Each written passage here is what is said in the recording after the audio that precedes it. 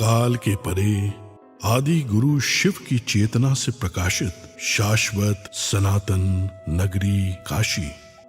काशी का सबसे प्रमुख केंद्र है श्री काशी विश्वनाथ मंदिर। 12 ज्योतिर्लिंगों में से एक काशी विश्वेश्वर के दर्शन करने हर वर्ष करोड़ों श्रद्धालु विश्व के कोने कोने से काशी आते हैं।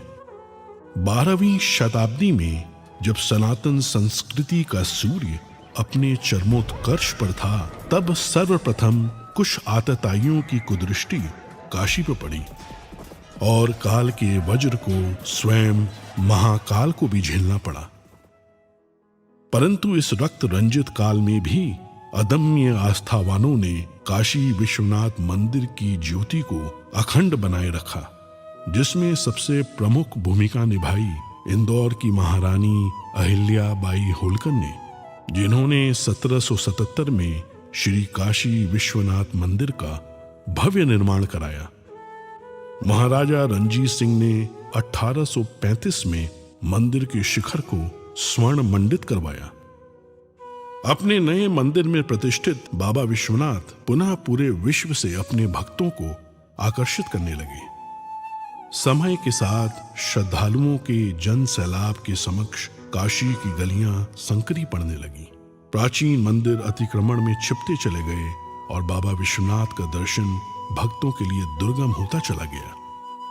1916 में जब महात्मा गांधी काशी विश्वनाथ का दर्शन करने आए, तो इस क्षेत्र को देखकर उनका मन बहुत व्यथित हुआ। काशी हिंदू विश्वविद्यालय में अपने वक्तव्य में अपनी इस पीड़ा को व्यक्त करने से वो अपने आप को रोक नहीं पाए। प्रधानमंत्री नरेंद्र मोदी ने काशी का जनप्रतिनिधि बनने के बाद अपने परिश्रम की पराकाष्ठा और दृढ़ इच्छा शक्ति से काशी के सर्वांगीण, सर्वस्पर्शी और सर्वसमावेशी विकास की अभूतपूर्व यात्रा प्रारंभ की। प्राचीन काल में मां गंगा से जल भरकर सीधे बाबा विश्वनाथ को अर्पित करने की परंपरा थी, जो कालांतर में अनियोजित निर्माण के कारण अवरुद्ध हो गई। प्रधानमंत्री नरेंद्र मोदी जी ने लोक आस्था से जुड़ी इस विशिष्ट प्रथा को पुनर्जीवित करने का निर्णय लेते हुए मां गंगा को बाबा काशी विश्वनाथ से पुनः मिलाने का संकल्प लिया। जब मैं राजनीति में नहीं था, तब भी जब यहां आता था, कई बार आया, लेकिन लग रहा था कि हाँ कुछ करना चाहिए, होना चाहिए। लेकिन पता नहीं,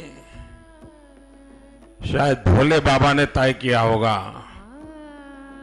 कि बेटे बातें बहुत करते हो, आओ इधर करके दिखाओ। शंकरो महादेव देव, शंकरो महादेव देव, सेवक सब जागे, शंकरो महादेव देव। जब ही सबसे पहले प्रधानमंत्री ने जब ही मुझे समझाया, तो एक कागज निकाल के उन्होंने अपनी पेन से पहले ड्राइंग बनाया। बोले गंगा से होते हुए चढ़ के पिलग्रिम्स ऊपर आ सके और ऐसे बनाना है कि उनका मन प्रफुल्लित हो जाए। परंतु सामने थी चुनौतियों की विशाल पर्वत श्रृंखलाएं।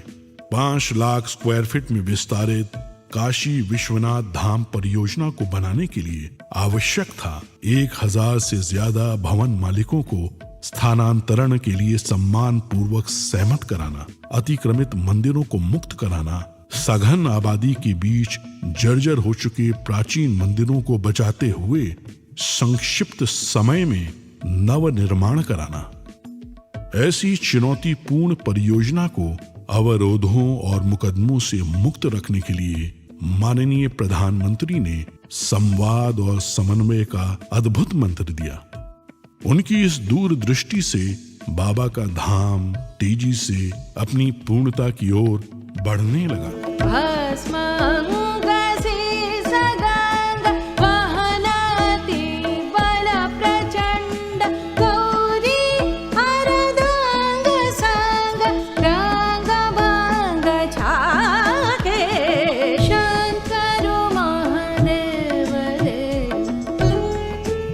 कौन ऐसा भारतीय होगा जो अपने जीवन में एक बार काशी और माँ गंगा के दर्शन और स्नान करने का अवसर न अपने मन में समेटे हुए हो।